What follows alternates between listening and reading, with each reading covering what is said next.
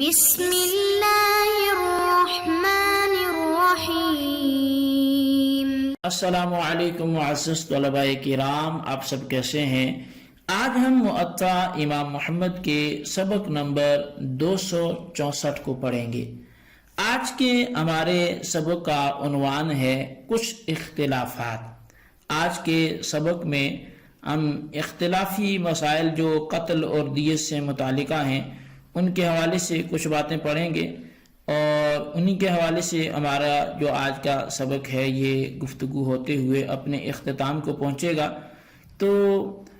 کس آلے سے قصاص لیا جائے گا، اس میں بھی چونکہ اختلاف ائمہ ہے تو اس کو بھی ذکر کیا جائے گا کہ کس آلے سے قصاص لیا جائے۔ اور دوسرا جو اختلاف ہے تو وہ اس حوالے سے اس کو میں پہلے ذکر کر دیتا ہوں اور اس کے بعد پھر دوسرے اختلاف کی طرف بڑھیں گے کہ بھاری پتھر یا بڑی لاٹھی سے کوئی شخص کسی کو قتل کر دے تو اب اس میں اختلاف ہے کہ یہ قتل عمد ہے یا شبہ عمد میں داخل ہے۔ اگر قتل عمد ہے تو پھر قصاص لازم ہوگا، اور اگر شبہ عمد کی صورت ہے تو پھر اس میں دیت لازم ہوگی۔ تو کتب فقہ جو ہیں، ہمارے احناف کی جو کتابیں ہیں، ان میں یہ مسئلہ مذکور ہے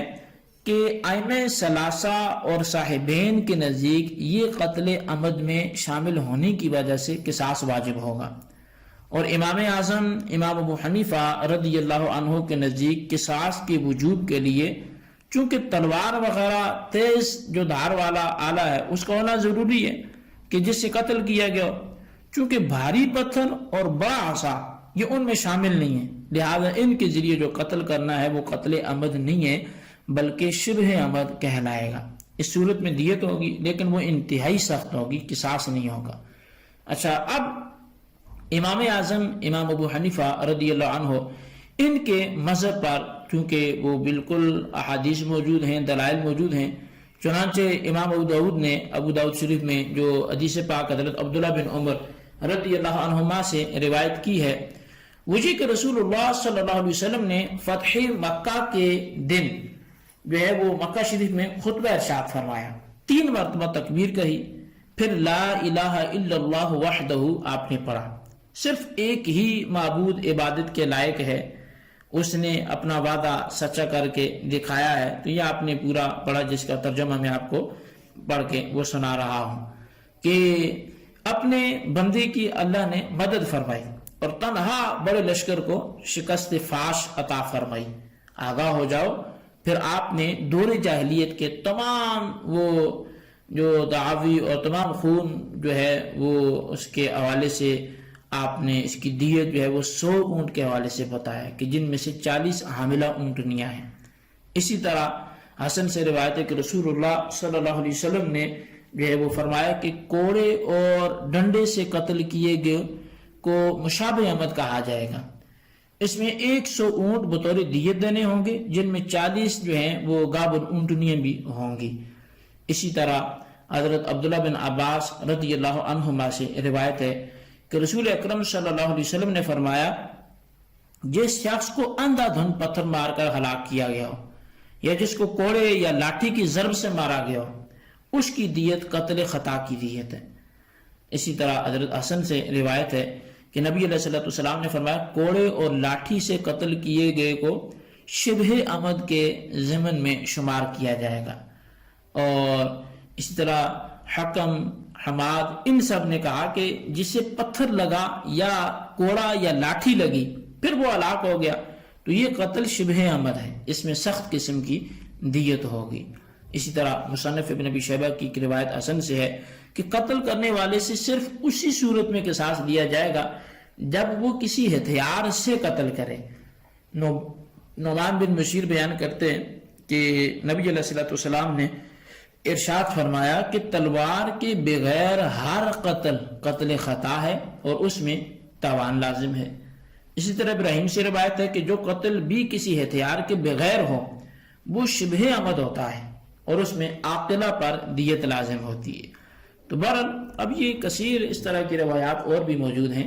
لیکن ان تمام روایات اور حدیث جو ہے یہ ان سے یہ ثابت ہوتا ہے کہ لاٹھی، پتھر یا کسی اور غیر دھاری دار والے آلے سے ہتھیار سے قتل کیا جانا جو ہے یہ شبہ عمد میں شمار ہوگا اور اس میں قصاص نہیں ہوگا. لہٰذا امام اعظم امام ابو حنیفہ رضی اللہ عنہ کا جو مذہب اور مسلک ہے وہ محض اجتہادی نہیں ہے، بلکہ یہ احادیث اور آثار اس پر دلالت کرتے ہیں اور وہ مسلک انہی احادیث و آثار پر مبنی ہے. امام اعظم امام ابو حنیفہ کے نزدیک قصاص صرف تلوار اور تیز دھار والے آلے کے قتل پر واجب ہے،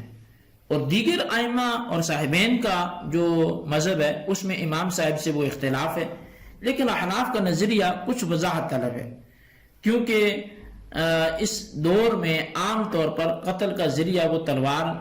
ہی تو نہیں ہے، اور اس دور میں صرف تلوار ہی تھا اور پتھر وغیرہ قتل کرنے میں مکمل مؤثر اور اسباب کاملانہ تھے، اس لیے ان کے ذریعے قتل کو شبہ عمد میں شامل کیا گیا. لیکن ہم جب تفصیل میں جاتے ہیں تو بعض صورتوں میں لاٹھی اور پتھر سے قتل کرنے پر بھی قاتل سے قصاص لینے کی جزئیات موجود ہیں. تو بہرحال اس کی جو ہے وہ الگ سے تفصیل ہے اور کتب فقہ میں اس کو تفصیل سے دیکھا پڑھا جا سکتا ہے، بیان بھی کیا جا سکتا ہے. اگر ہم اسی طرف بڑھ گئے تو پھر ہمارا شاید مقصد رہ جائے گا. تو میں چاہوں گا کہ اتنی گفتگو اس حوالے سے کافی ہے، آپ تفصیل اس کی ضرور دیکھیں کتب فقہ میں. ہم آگے بڑھتے ہیں دوسرے اختلاف کی طرف کہ کس آلے سے قصاص لیا جائے گا. تو اس میں بھی چونکہ ائمہ کرام کے اختلاف ہے، اور اس میں اختلاف اس اعتبار سے ہے کہ ائمہ ثلاثہ کا قصاص لینے کے بارے میں فتویٰ یہ ہے کہ جس آلے سے اور جس چیز سے جس طرح استعمال کر کے اسے قتل کیا گیا تو قصاص میں بھی وہی آلہ اور وہی کیفیت ہوگی. اب یہ ائمہ ثلاثہ کا مذہب ہے. اس حوالے سے وہ دلیل یہ دیتے ہیں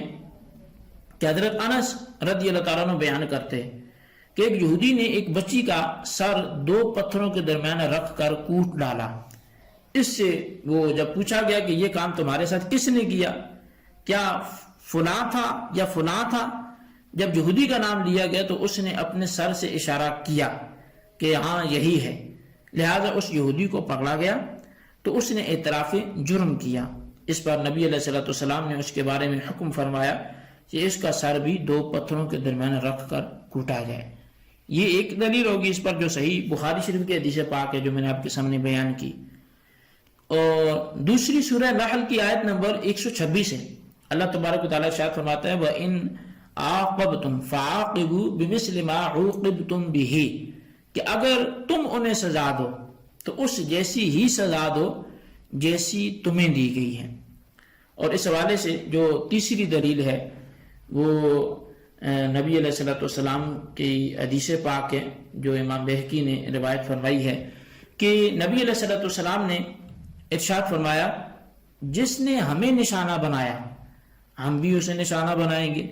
اور جس نے جلایا ہم بھی اسے جلائیں گے، اور جس نے ڈبویا ہم بھی اسے ڈبوائیں گے. تو معزز طلباء کرام، ان دلائل سے معلوم ہوتا ہے کہ جس آلے اور جس طرح کوئی شخص کسی دوسرے کو مارتا ہے تو اسی آلے اور کیفیت سے اس سے قصاص بھی لیا جائے گا. یہی ائمہ ثلاثہ کا مسلک ہے اور ان کے تقریباً یہی دلائل ہیں. لیکن امام اعظم امام ابو حنیفہ رضی اللہ تعالیٰ عنہ اس کے خلاف رائے رکھتے ہیں. اس لیے ان مذکورہ دلائل کا جواب دیتے ہوئے ہم احناف یہ کہتے ہیں کہ جو آپ نے پہلی دلیل دی تو اس دلیل کے جو جواب دیے گئے، ایک یہ کہ آپ صلی اللہ علیہ وسلم کا حکم کہ یہودی کے سر کو بھی 2 پتھروں کے درمیان رکھ کر کچلا جائے، یہ تعزیراً تھا تاکہ لوگ ڈر جائیں اور ایسے کاموں سے باز آ جائیں.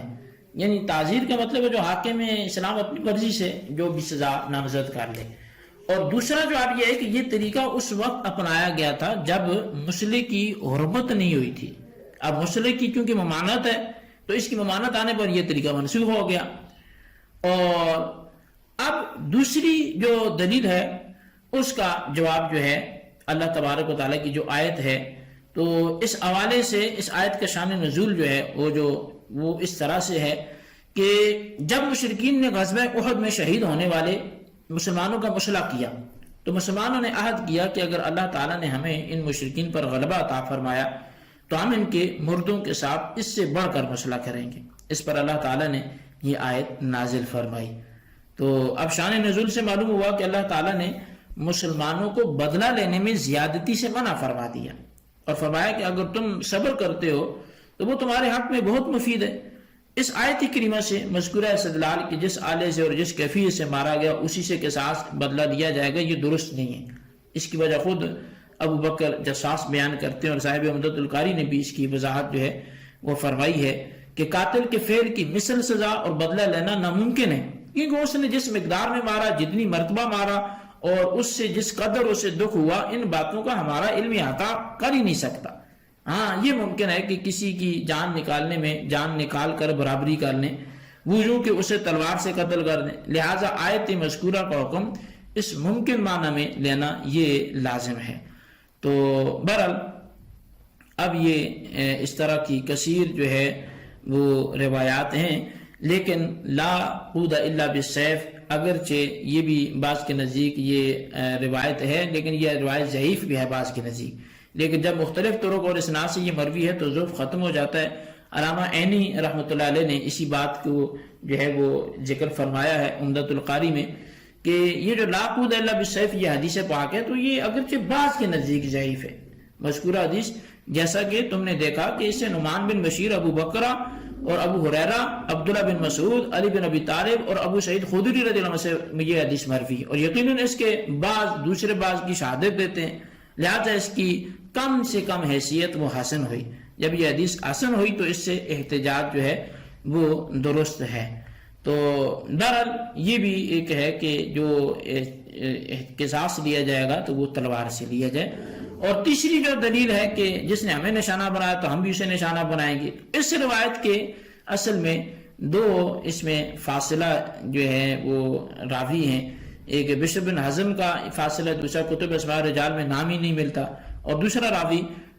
عمران بن یزید، یہ مختلف فی ہے، تو لہٰذا اس وجہ سے بھی یہ روایت وہ قابل اعتماد نہیں رہتی اور استدلال اس سے درست نہیں بنتا۔ تو حاصل کلام یہی ہے کہ صحیح مذہب یہی ہے کہ جو جس کیفیت والی بات ہے وہ نہیں کی جائے گی، بلکہ اس کی جان کے بدلے جان لے لی جائے گی اور اسی پر اکتفا کیا جائے گا۔ تو بہرحال یہ ہمارا آج کا سبق تھا جس کو آپ اچھی طرح سمجھیں، اس کی خلاصے کو اپنے رجسٹر پر ضرور لکھیں۔ اللہ تعالیٰ سے دعا جو ہم نے پڑھا سنا سے یاد رکھنے کی توفیق نصیب فرمائے، آمین بجاہ نبی الامین صلی اللہ علیہ وسلم۔